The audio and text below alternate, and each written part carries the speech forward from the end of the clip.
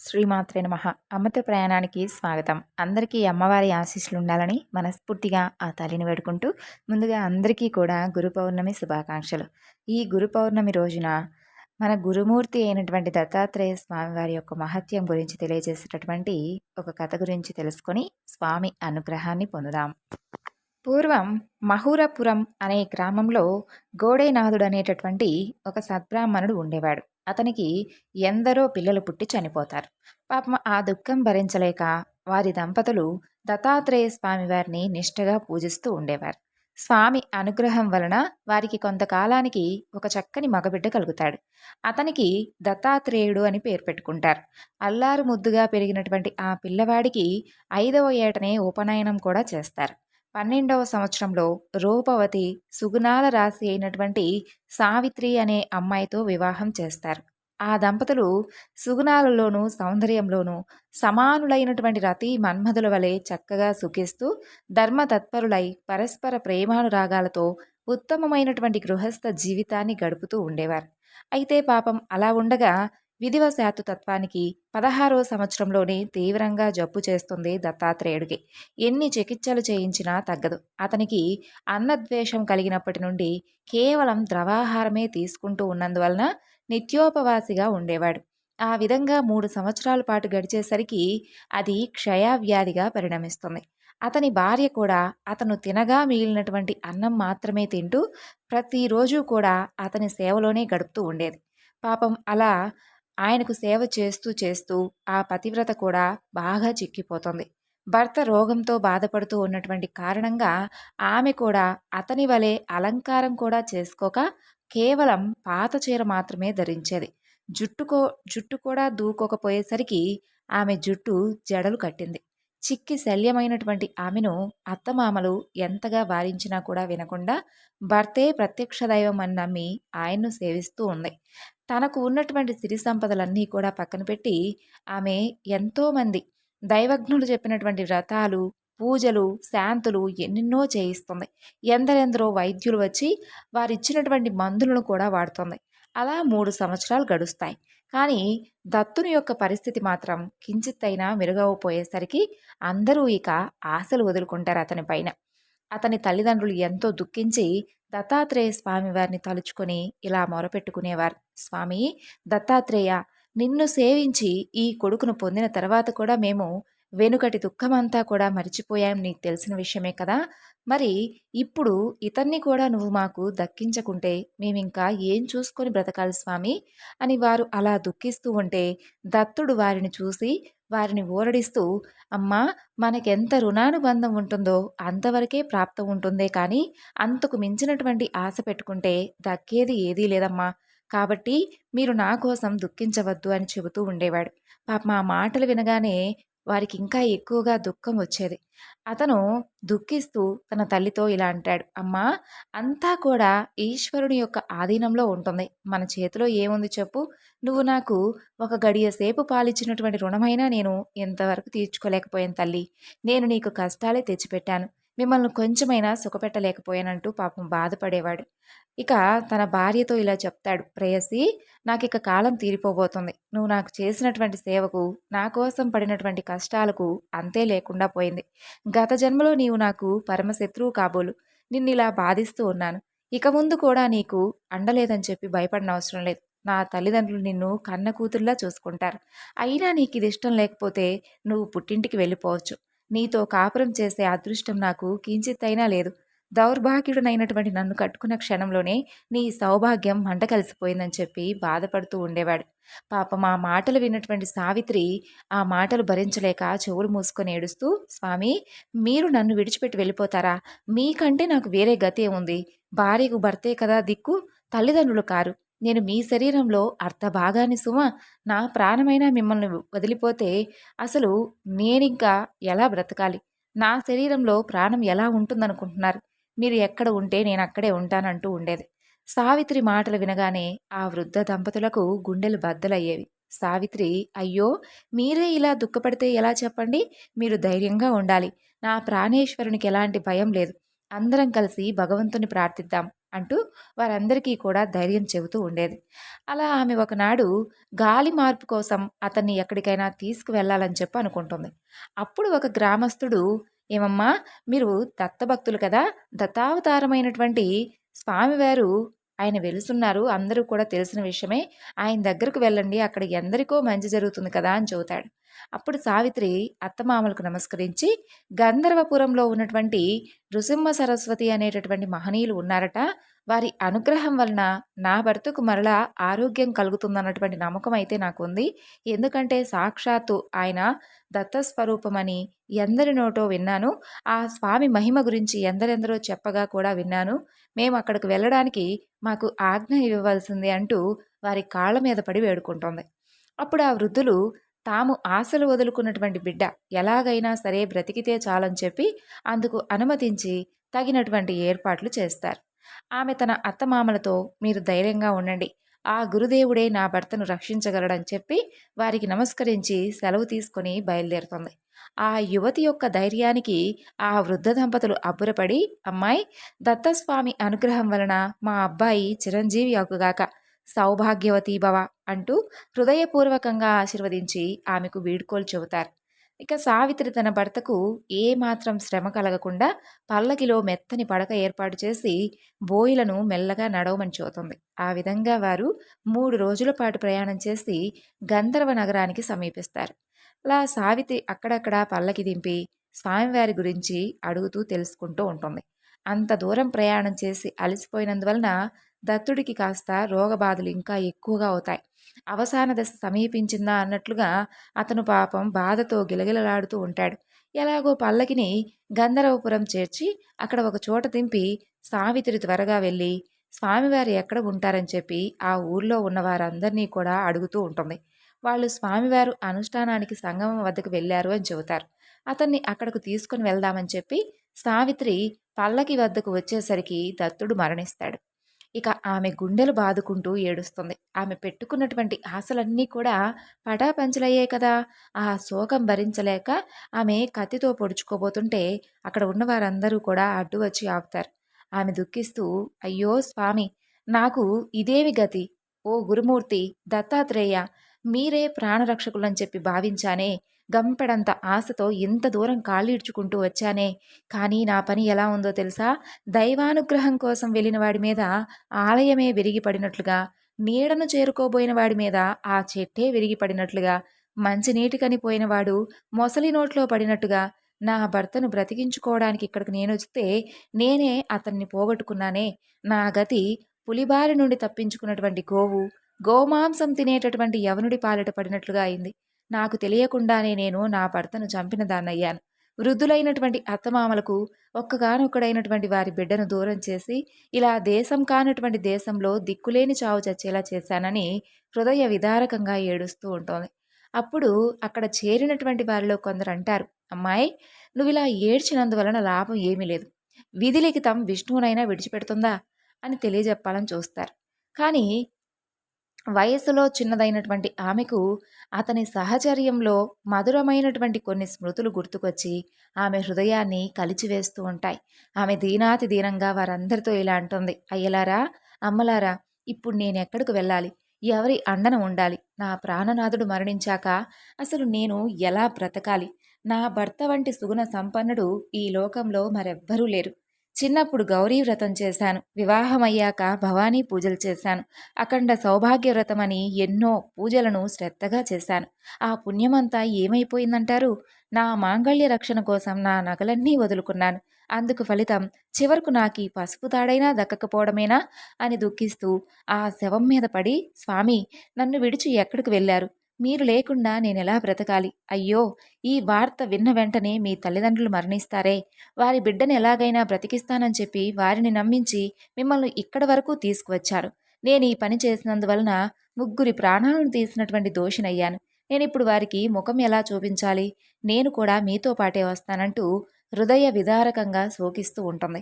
అంతలో అక్కడకు మెడలో రుద్రాక్షమాలలు, చేతిలో శూలము, శరీరం నిండా భస్మం ధరించినటువంటి ఒక తపస్వి వచ్చి సావిత్రికి ఇలా వివేకాన్ని ఉపదేశిస్తాడు. "పిచ్చిదానా, నువ్విలా ఏడ్చి ఏడ్చి ఏమిటి ప్రయోజనం?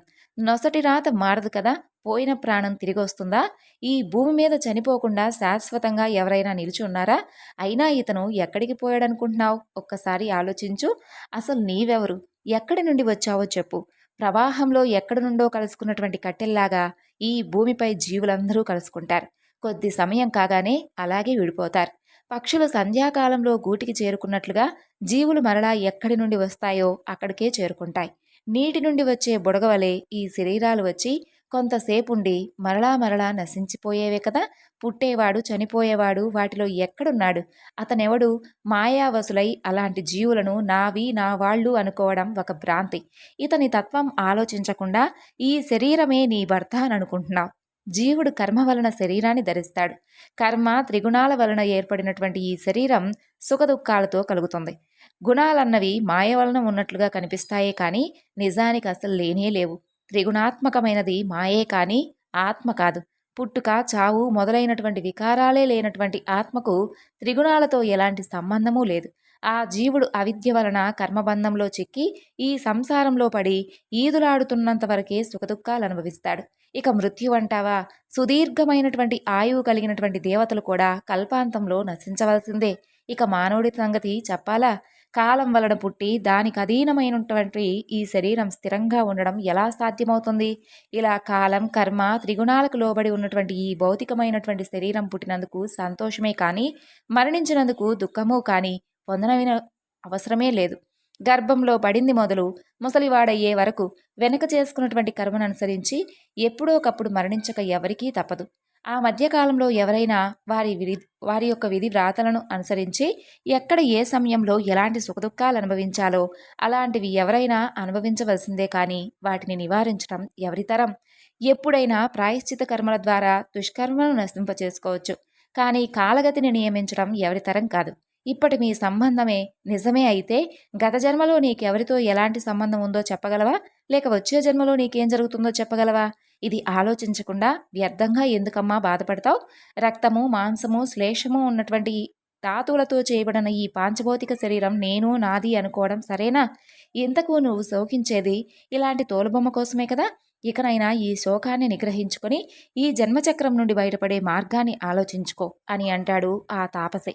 ఆ బోధ విని సావిత్రి కొంచెం తమాయించుకొని ఆ యొక్క తాపసి పాదాలకు నమస్కరించి, స్వామి, నాకెలాగైనా సరే తరుణోపాయం చెప్పండి. మీరు చెప్పిన విధంగా చేస్తాను. దయాసాగర, ప్రస్తుతం నాకు మీరే తల్లి తండ్రి. నేను ఈ సంసారం నుండి తరించేటటువంటి మార్గం గురించి నాకు తప్పకుండా ఉపదేశించండి అంటూ బోరున ఏడుస్తూ వేడుకుంటుంది.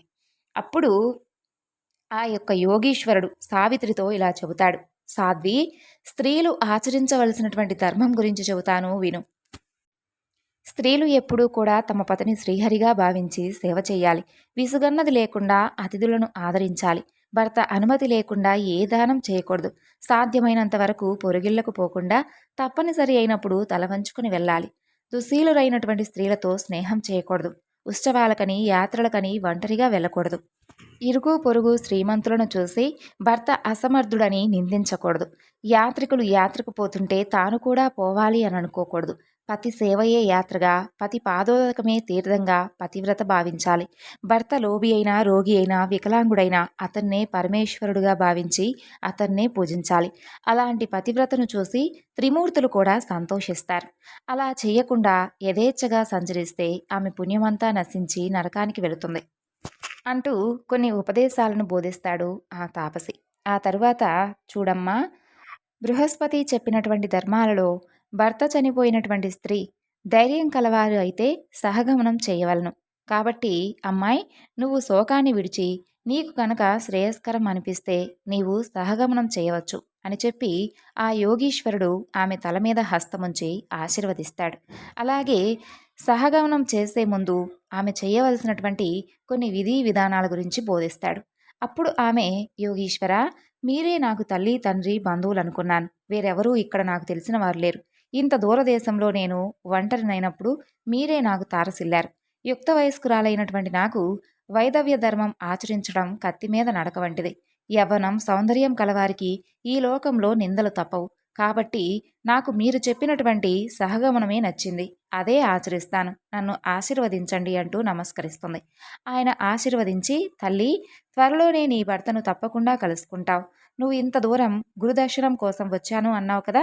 కానీ విధివశాన జరగరానిదేదో జరిగిపోయింది. కాబట్టి ఇప్పుడు సంగమానికి ఒకసారి వెళ్ళి స్వామివారిని దర్శించి వచ్చి ఆ తరువాత కర్తవ్యం నిర్వర్తించు అంటూ చెప్పి ఆ యోగీశ్వరుడు శవంతలమై పసుపముంచి ఆమెకు 4 రుద్రాక్షలిచ్చి వీటిలో 2 అతని మెడలోనూ చెవులకు ఒక్కొక్కటి కట్టి రుద్ర సూక్తాలతో గురువు పాదాలకు అభిషేకించినటువంటి తీర్థం తెచ్చి ఈ శవంపై చల్లు.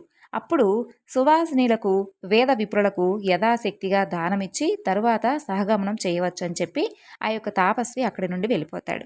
అప్పుడు సావిత్రి అక్కడ వేద పండితులందరినీ కూడా పిలిపించి ప్రాయశ్చిత్తాలు చేయించి స్నానం చేసి పసుపు పారాణి కుంకుమలతో చక్కగా అలంకరించుకొని శవాన్ని నదీ వద్దకు మోయించుకొని వెళ్తుంది.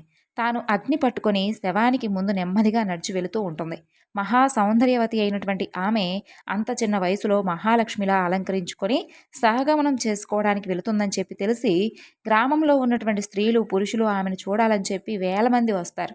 వారిలో కొందరు ఆమెను చూసి, అయ్యో, ఏ సుఖం ఎరుగనటువంటి ఇంత చిన్న వయసులో ఒక్క బిడ్డైనా కూడా కలగకముందే చావంటే కించిత్తు కూడా భయం లేకుండా ఆహా, ఎంత ధైర్యంగా వెళుతుంది ఈ పిల్ల అని ముక్కున వేలేసుకుంటారు. కొందరైతే ఆమె దగ్గరికి వెళ్ళి, ఏమమ్మా, ఎందుకమ్మా వృధాగా ప్రాణాలు తీసుకుంటావు? పుట్టింటికి వెళ్ళి అక్కడ చక్కగా హాయిగా జీవించరాదా అని చెబుతారు. ఆమె వారికి సమాధానం చెప్పకుండా దృఢమైనటువంటి నిశ్చయంతో ముందుకు సాగిపోతూ ఉంటుంది. మరికొంతమంది, ఆహా, ఈమె ధర్మవేత్త అయినటువంటి మహాపతివ్రత కాబట్టే ధర్మం తప్పకుండా నడుచుకుంటుంది, స్త్రీలందరికీ కూడా ఈమె మార్గదర్శకురాలంటూ కీర్తిస్తారు. చివరికి అలాగే అందరూ కూడా నది ఒడ్డుకు చేరుకొని శవాన్ని దించి చితిపేరుస్తారు. అప్పుడు సావిత్రి అక్కడకు చేరినటువంటి సువాసినీలందరికీ కూడా వాయినాలు, బ్రాహ్మణులకు దండిగా దక్షిణలు సమర్పించి వారందరికీ కూడా నమస్కరించి ఉత్సాహంతో అందరితో ఇలా చెబుతుంది. తల్లులారా, విప్రోత్తములారా, ఇదే మీ అందరి వద్ద సెలవు తీసుకుంటున్నాను. నాకు దీపావళి పండుగ వచ్చింది. మా పుట్టింటి నుండి దీపావళి కబురు వచ్చింది.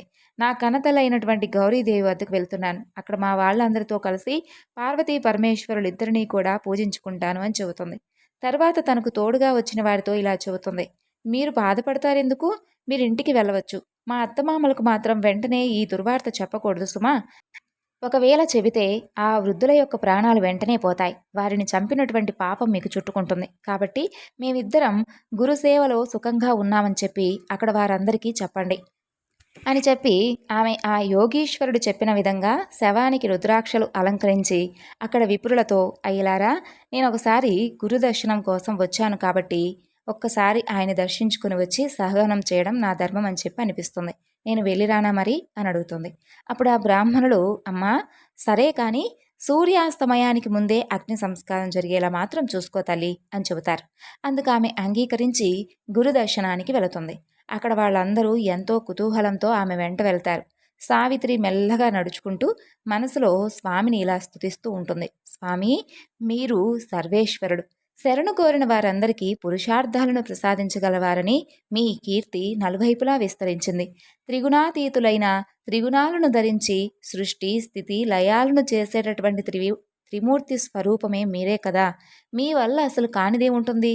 కర్మ సూత్రాన్ని అమలుపరచి దండించదగిన వారిని దండించేటటువంటి కర్మ ఫలప్రదాతలు మీరే. మీరు భక్తుల పాలిట కల్పవృక్షమని చెప్పి నేను విని నా భర్తను బ్రతికించుకుందామని చెప్పి సంతానం పొందొచ్చులే అని చెప్పి ఇంత దూరం నడుచుకొని మీ వద్దకు వచ్చాను. నేనెంత పాపం చేశానో తెలియదు కానీ స్వామి, అందరికీ అబ్బినటువంటి సౌభాగ్యం సంతానం నాకు మాత్రం కరువైపోయింది. ఇంతటి దుస్థితి నాకు కలిగింది. మీ మీద ఎంతో ఆశ పెట్టుకుని వచ్చినందుకు అన్నీ నాకు చాలా బాగా జరిగాయి స్వామి. మిమ్మల్ని ఆశ్రయించిన వారికి మీరు ప్రసాదించేదేమిటో నాకు బాగా తెలిసొచ్చింది. ఈ లోకంలో వ్యాపించిన మీ కీర్తిని పరలోకానికి కూడా తీసుకుని వెళ్ళాలని నా భర్తతో కలిసి నేను వెళ్ళిపోబోతున్నాను. ఇలా అనుకుంటూ ఆమె సంగమానికి చేరుకుంటుంది. దేదీప్యమానమైనటువంటి స్వామివారి యొక్క మూర్తి కనిపించగానే ఆమె హృదయంలో అపారమైనటువంటి భక్తి పెళ్ళుబుకి అక్కడి నుండి ఆయనకు సాష్టాంగ నమస్కారం చేస్తుంది. వెంటనే స్వామివారు ఆమెను నిత్య సౌభాగ్యవతి భవ అంటూ ఆశీర్వదిస్తారు. వెంటనే అక్కడ ఉన్నటువంటి జనంలో కొందరు తమలో తామే నవ్వుకుంటారు. వారిలో ఒకడు సాహసించి, ఏమిటి స్వామి, ఈమెని సౌభాగ్యవతి భవ అంటూ ఆశీర్వదిస్తున్నారు? ఈమె భర్త ఇంతకు ముందే ఇక్కడే మరణించాడు. అతని శవం ఇంకా శ్మశానంలోనే ఉంది. మీ వద్ద సెలవు తీసుకొని ఈమె సహగమనం చేయబోతుంది తెలుసా? ఇంకా ఈమె సౌభాగ్యవతి భవ ఎలా అవుతుంది స్వామి అని అంటాడు. అది విన్నటువంటి స్వామివారు ఏమీ తెలియనట్లుగా, అలాగా? ఎప్పుడు ప్రాణం పోయింది? ఏమైనా సరే ఈమె సౌభాగ్యం స్థిరమవుగాక. ఈమె భర్త ఎలా చనిపోయాడు? మేము చూస్తాం. అగ్ని సంస్కారం నిలిపివేసి ఆ శవాన్నిటి తీసుకురండి. మా వాక్కు ఎన్నటికీ వ్యర్థం కాదు అని అంటారు. అందరూ ఆశ్చర్యపడి ఎంతో ఆసక్తితో ఆ శవాన్ని తీసుకురావడానికి పరుగు పరుగున వెళతారు. అంతలో కొందరు బ్రాహ్మణోత్తములొచ్చి గురువు పాదాలకు రుద్రాభిషేకం చేయడం ఆరంభిస్తారు. అంతలో ఆ శవాన్ని అక్కడకు తీసుకొస్తారు. వెంటనే స్వామివారు ఆ శవానికి కట్లు విప్పించి దానిపైన కప్పినటువంటి గుడ్డను తొలగింపజేస్తారు. తరువాత తమ పాదోదకం తీసి ఆ శవంపై చల్లి తమ యొక్క అమృత దృష్టితో తదేకంగా ఆ శవం కేసి చూస్తారు. అందరూ చూస్తూ ఉండగానే ఆ శవంలో కదలిక ప్రారంభమై మరుక్షణమే దత్తుడు లేచి కూర్చుంటాడు. అతను సావిత్రితో, ప్రేయసి, నీవు నన్ను ఎక్కడకు తీసుకుని వచ్చావు? ఈ యతీశ్వరుల వారెవరు? నాకింత గాఢంగా నిద్ర పడితే నన్ను లేపనన్నా లేవలేదే అని అంటాడు. అప్పుడు సావిత్రి ఆనంద బాష్పాలు రాలుస్తూ జరిగిందంతా కూడా చెప్పి మన పాలిట పరమేశ్వరుడు ప్రాణదాత ఈ గురుమూర్తే అని చెబుతుంది. అప్పుడు ఆ దంపతులు ఆయనకు సాష్టాంగపడి తమ ఆనంద బాష్పాలతో ఆయన పాదాలను అభిషేకిస్తారు. పరాత్పర, జగద్గురు, కృపాసాగర, శరణ్యమూర్తి, ఆశ్రితుల పాలిత కల్పవృక్షమా, శ్రీహరి, సచిదానంద స్వరూపులైనటువంటి మీ లీల ఈ జగమంతా, మీ కీర్తి ఈ యొక్క దిగాంతాలకు వ్యాపించిపోయింది. స్వామి, ఎన్నో పాపాలు చేసుకొని పుట్టి దుఃఖాలలో పడి ఉన్నటువంటి మేము సర్వజీవరక్షకులైనటువంటి మిమ్మల్ని మరిచిపోయాము. మీరే మాకు దిక్కు, మమ్మల్ని ఉద్ధరించండి అంటూ స్వామిని అనేక విధాలుగా స్తుతిస్తారు. స్వామివారు వారిని ఆశీర్వదించి సిరి సంపదలు దీర్ఘాయువు కలిగి అష్టపుత్రులను కనండి. మీ దుష్కర్మలన్నీ ఇక తీరిపోయాయి. మీ దేహాలు పవిత్రమయ్యాయి. మా ప్రసాదం వలన మీకు 4 పురుషార్థాలు సిద్ధించి చివరకు ముక్తి కూడా కలుగుతుంది. మీరిక ఇంటికి వెళ్ళండి అని అంటారు. అది విన్నటువంటి జనమందరూ కూడా జయ జయధ్వానాలు చేస్తూ స్వామికి నమస్కరించి హారతులు ఇస్తారు. అయితే అందరిలో ఒక ధూర్తుడు స్వామివారి ముందుకొచ్చి, అయ్యా, నాకొక సందేహం ఉంది. నొసటి రాతను తప్పించడం ఎవరి తరం కాదని వేదశాస్త్రాలు చెబుతున్నాయి కదా. బ్రహ్మరాత నిజమే అయితే ఈ చనిపోయిన వాడు తిరిగి ఎలా బ్రతికాడు అని అడుగుతాడు. అప్పుడు స్వామివారు నవ్వి, బ్రహ్మ అనుమతితోనే మేము వచ్చే జన్మలో ఉన్నటువంటి అతని జీవితకాలం నుండి 30 సంవత్సరాలు ఈ జన్మకు మార్చాం. అంతేకాని విధివ్రాత అనేది వాస్తవమే అని చెప్పి అతనికి దివ్య దృష్టిని ప్రసాదించి ఆ సత్యాన్ని దర్శింపచేస్తాడు. ఆ బ్రాహ్మణుడు ఆశ్చర్యపోతాడు. అందరూ కూడా ఆశ్చర్యంతో తిరిగి వారి వారి ఇళ్లకు వెళ్ళిపోతారు. నాటి నుండి స్వామివారి కీర్తి విలవెల్లా దశదిశలా వ్యాపిస్తుంది. సావిత్రి దత్తాత్రేయులు సంగమంలో స్నానం చేసి స్వామివారిని పూజించి వేద విప్రులకు భారీ ఎత్తున దక్షిణలు ఇచ్చి పంపిస్తారు. అప్పుడే సూర్యుడు అస్తమిస్తూ ఉంటాడు. ఆ దంపతులను వెంట తీసుకొని స్వామివారు తమ మఠానికి చేరుకుంటాడు. ఇక దత్తుడు, సావిత్రి ఆ రోజు అక్కడే నిద్ర చేసి మరుసటి రోజు తెల్లవారుజామునే స్నానం చేసుకొని స్వామివారిని దర్శిస్తారు. అప్పుడు సావిత్రి నమస్కరించి ఆయనతో ఇలా అంటుంది, స్వామి, నిన్న నేను శోకిస్తూ ఉన్నప్పుడు ఒక యోగీశ్వరుడు వచ్చి నాకు ధర్మము, రుద్రాక్షలు, విభూది ప్రసాదించారు. అసలు ఆయన ఎవరు? ఆయన చెప్పినట్లుగా చేయబట్టే నాకింతటి మహద్భాగ్యం కలిగింది. మరలా వారి దర్శనం మాకెక్కడ లభిస్తుంది అని అడుగుతుంది. అప్పుడు స్వామి చిరునవ్వులు చిందిస్తూ, అమ్మాయి, నీ పతిభక్తిని చూడాలనిపించి మేమే మారు రూపంలో మీ వద్దకు వచ్చాము. మీకు రుద్రాక్ష మహిమను తెలియజేయడానికే వాటిని ప్రసాదించాము. వాటి మహత్యం వల్లనే నీకిలాంటి అభయం లభించింది. మీరు మాకు ఆప్తులు. అలాగే మీరు మమ్మల్ని ఎప్పటి నుండో పూజిస్తూ ఉన్నారు. కాబట్టే వాటి మహత్యం గురించి నీకు తెలియజేయాలనుకుంటున్నాను. ఎటువంటి వారికైనా రుద్రాక్షలు ధరిస్తే పాపాలు ఉండవు, ఎంతో పుణ్యం లభిస్తుంది అని చెప్పి శృతి పురాణాలే చెబుతున్నాయి. 1000 రుద్రాక్షలు ధరించిన వాడు సాక్షాత్తు రుద్రుడే. అన్నీ దొరకనప్పుడు బాహులకు 16 వేసి, శిఖలో 1, చేతులకు 24 వేసి, మెడలో 32, శిరస్సున 42, చెవులకు 12 వేసి, కనులకు ఒక్కొక్కటి, వక్షస్థలంలో 108 ధరించిన వాడు సాక్షాత్తు కుమారస్వామితో సమానుడు. వాటికి పగడాలు, స్ఫటికలు చేర్చి బంగారంతో ధరించిన వారికి ఎటువంటి అనారోగ్యము కానీ ఎటువంటి బాధలు కానీ లేకుండా అనంతమైనటువంటి ఫలితం వస్తుంది. ఇక భస్మము, రుద్రాక్ష ధరించని వారి యొక్క జన్మ వ్యర్థం. అది ధరించి స్నానం చేస్తే గంగా స్నాన ఫలితం ఉంటుంది. రుద్రాక్షను ధరించిన వారికి ఎంతటి మంచి ఫలితం కలుగుతుందో నీకు ఒక కథ గురించి చెబుతాను విను. పూర్వం కాశ్మీర దేశంలో భద్రసేనుడనే రాజుకు తారకుడనేటటువంటి కొడుకు, మంత్రి సుధర్ముడికి సద్గుణుడనే కొడుకు ఉండేవారు.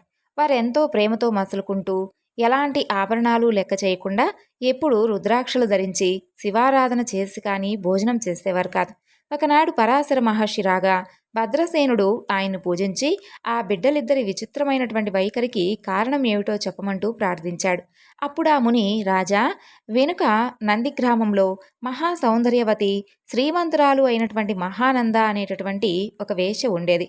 ఆమె గుణవంతురాలు, స్వేచ్ఛాచారిణిగా జీవించక పెద్దల వలన సకల ధర్మాలు తెలుసుకుని దాన ధర్మాలు చేస్తూ జీవిస్తుండేది. ఆమె నిత్యము అలంకరించుకుని తన ఇంట్లో ఉన్నటువంటి మంటపంలో నృత్యం చేసేది. ఆ మంటపంలో ఒక కోడిని, ఒక కోతిని పెంచుతూ ఉండేది. వాటిని ఆమె వినోదం కోసం రుద్రాక్షలతో అలంకరించేది. ఒకనాడు మహాధనికుడు, శివవ్రత దీక్షితుడు అయినటువంటి ఒక వైశ్యుడు ఆమె ఇంటికి వచ్చాడు. అతని ఒంటి మీద విభూది, చేతులకు రత్న కంకణాలు, అతని చేతిలో సూర్యుడిలా వెలిగిపోతున్నటువంటి రత్నలింగం ఉన్నాయి. దానిని చూసినటువంటి ఆ వేశ్య ఆశపడి తన సఖి చేత కబురు పంపిస్తుంది. అతను ఆ మండపంలో కూర్చొని మహా సౌందర్యవతి అయినటువంటి ఆ వేశ్య తనను సంతోష పెట్టగలిగితే ఆ లింగాన్ని ఇస్తానంటాడు. అందుకు ఆమె ఎంతో సంతోషించి 3 రోజులు పతివ్రతా ధర్మాన్ని అనుసరించి అతన్ని సేవించగలనని చెప్పి తన సఖి చేత చెప్పిస్తుంది. అప్పుడు ఆ వైశ్యుడు ఆ మాట విని నవ్వి, కులస్త్రీకి వలె వేశ్యకు అదెలా సాధ్యం అంటూ విమర్శిస్తాడు. అప్పుడు ఆ వేశ్య, నా విషయంలో మీకెలాంటి సందేహం అక్కర్లేదు. నేను త్రికరణ శుద్ధిగా 3 రోజులు పాతివ్రత్యం అవలంబించగలను అని చెప్పి ఆ లింగంపై చేయి వేసి సూర్యచంద్రుల సాక్షిగా ప్రమాణం చేస్తుంది. ఆ వైశ్యుడు ఆ శివలింగం ఆమె చేతికిచ్చి, ప్రేయసి, ఇది నాకు ప్రాణంతో సమానం. దీనికి ఏమైనా అయితే నేను ఉరిపోసుకుంటానని చెబుతాడు. ఆమె దాన్ని ఎంతో శ్రద్ధతో పూజిస్తూ ఉంటుంది. అలా ఇద్దరూ కలిసి ఆ రాత్రికి అంతఃపురంలోకి వెళ్ళాక అదేమి చిత్రమో కానీ నాట్య మండపం క్షణంలో భస్మమైపోయింది. ఆ కోతి, కోడి కూడా బుగ్గైపోయాయి. ఇరుగు పొరుగు వారందరూ కలిసి ఆ మంటలు అరుపుతున్నారు. తెల్లారాక అది తెలిసి వైశ్యుడు, అయ్యో, నా ప్రాణలింగమే పోయింది, నేను ఇక బ్రతకనని చెప్పి ఏడుస్తూ అక్కడున్నటువంటి బూడిదంతా గాలించినా ఆ లింగం దొరకదు. అతను ఒక చితి వెలిగించి ఆ మంటల్లోకి దూకాడు. అతని వెంటే ఆ వేశ్య నాథా అంటూ కేకలు పెడుతూ వచ్చి తన ధర్మాన్ని అనుసరించి సహగమనం చేయడానికి సిద్ధమైంది. ఆమె బంధువులు ఆమెను వారించి, వేశ్యవైనటువంటి నీకు ఇదేం వెర్రి అని ఎన్నో రీతిగా చెప్పడం ప్రారంభించారు. కానీ ఆమె మాటలు ఏమీ కూడా పట్టించుకోకుండా సూర్యచంద్రుల సాక్షిగా అతనితో పాతివ్రత్యాన్ని అవలంబించినటువంటి నాకు ఇదే ధర్మం, నేనిప్పుడు సహగమనం చేయకుంటే నాతో పాటు నా 21 తరాల వారు నరకంలో పడతారు, కాబట్టి నా ధర్మాన్ని నేను పాటిస్తానని చెప్పి వారందరినీ కూడా వారిస్తుంది. మరణం అన్నది ఎప్పటికైనా తప్పదు కదా, ఇలా హీనంగా బ్రతికే కంటే నా ధర్మాన్ని ఆచరించి తరించడం నాకెంతో శ్రేష్టమని చెప్పి అగ్నిలోకి దూకబోతుంది. వెంటనే పరమేశ్వరుడు సాక్షాత్కరించి, సుందరి, నీ ధర్మగుణాన్ని పరీక్షించదలిచి నేనే ఆ వైశ్యుడి రూపంలో వచ్చాను. నీకిచ్చినది నా ఆత్మలింగమే. ఈ మండపానికి నేనే నిప్పు పెట్టి నీ పాతివ్రత్య గుణాన్ని పరీక్షించాను. నీ ఇష్టం వచ్చినటువంటి వరం కోరుకో అన్నాడు. ఆమె ఆశ్చర్యపడి భక్తితో నమస్కరించి, స్వామి, నాకు ఈ ముల్లోకాలలో ఎలాంటి భోగం అక్కర్లేదు. నాకు ఈ సంసార బంధం తొలగించి శాశ్వతమైనటువంటి శివసాయుధ్యాన్ని ప్రసాదించు అంటూ ప్రార్థిస్తుంది. అందుకు పరమేశ్వరుడు సంతోషించి ఆమెను వెంటనే కైలాసానికే తీసుకువెళ్ళాడు. ఆనాడు నాట్యమండపంలో అగ్నిలో పడి మరణించినటువంటి ఆ కోడి, కోతి ఈ బిడ్డలుగా జన్మించారు. పూర్వజన్మ సంస్కారం వలన శివభక్తులై భస్మం, రుద్రాక్షలు ఇంత ప్రీతితో ధరిస్తూ ఉన్నారు. వీరి పుణ్యం చెప్పడానికి శక్యం కానిది. కాబట్టి ఓ సాధ్వి, రుద్రాక్షకు ఇంత మహిమ ఉంది అంటూ స్వామివారు సావిత్రికి రుద్రాక్ష మహిమ గురించి వివరిస్తారు. కాబట్టి సావిత్రి, ఏ గ్రామంలో రుద్రజపం జరుగుతుందో అక్కడ పాపాలనేవి ప్రవేశించలేవు. అది సర్వపాపహరం. ఇక రుద్రాక్ష మహత్యం గురించి తెలుసుకున్నటువంటి సావిత్రి అలాగే దత్తులు స్వామివారికి నమస్కరించి సావిత్రి ఇలా అంటుంది, స్వామి, నిరంతరము కూడా మీ పాదాలను స్మరించే విధంగా సాధనంగా నాకు ఒక మంత్రాన్ని ఉపదేశించి అనుగ్రహించండి అంటూ వేడుకుంటుంది. అప్పుడు స్వామివారు, అమ్మా, స్త్రీలకు భర్తను సేవించడం కంటే మోక్షానికి వేరొక మార్గం లేదు. అయితే నీకు ఒక వ్రతం గురించి చెబుతాను, ఆ వ్రతాన్ని ఆచరించు అంటూ స్వామివారు సావిత్రికి సోమవార వ్రత కథ గురించి వివరించి సోమవార వ్రతం చేసుకోమంటూ ఆశీర్వదిస్తాడు. అంతలో తమ పుత్రుడు ఆరోగ్యంతో సుఖంగా గురుసేవలో ఉన్నాడని తెలుసుకున్నటువంటి గోడేనాథుడు, అతని భార్య వాళ్ళను చూడటానికి అక్కడకు చేరుకుంటారు. వారు స్వామివారిని దర్శించి జరిగిందంతా కూడా తెలుసుకొని 1000 మంది బ్రాహ్మణులకు సమారాధన చేసి కొడుకు కోడలను తీసుకొని స్వస్థానాన్ని చేరుకున్నారు. సావిత్రి దత్తాత్రేయులు స్వామివారు చెప్పినటువంటి వ్రతాన్ని ఆచరించి కాలాంతరంలో పూర్ణాయులైనటువంటి కొడుకులను కంటారు. చనిపోయినటువంటి ఒక వ్యక్తిని తిరిగి బ్రతికించి స్వామివారు ఒక విధవరాలికి తిరిగి సౌభాగ్యాన్ని ప్రసాదించారు అనేటటువంటి వార్త నలుదిక్కులకు పాకిపోతుంది. ఈ విధంగా స్వామివారు చేసినటువంటి గురులీలలు ఎన్నని చెప్పగలం, ఎన్నని వినగలం. ఈ గురు పౌర్ణమి నాడు గురుమూర్తి స్వరూపమైనటువంటి దత్తాత్రేయ స్వామివారి మహత్యం గురించి తెలుసుకోవడం నిజంగా మన అదృష్టం. ఆ స్వామి అనుగ్రహం మనపై కూడా ఎప్పుడూ నిండుగా ఉండాలని మనస్ఫూర్తిగా ఆ స్వామిని వేడుకుంటూ ఈరోజు ఈ వివరణను ఇంతటితో ముగిస్తున్నాను. సర్వం శ్రీ లలితార్పణమస్తు. స్వస్తి.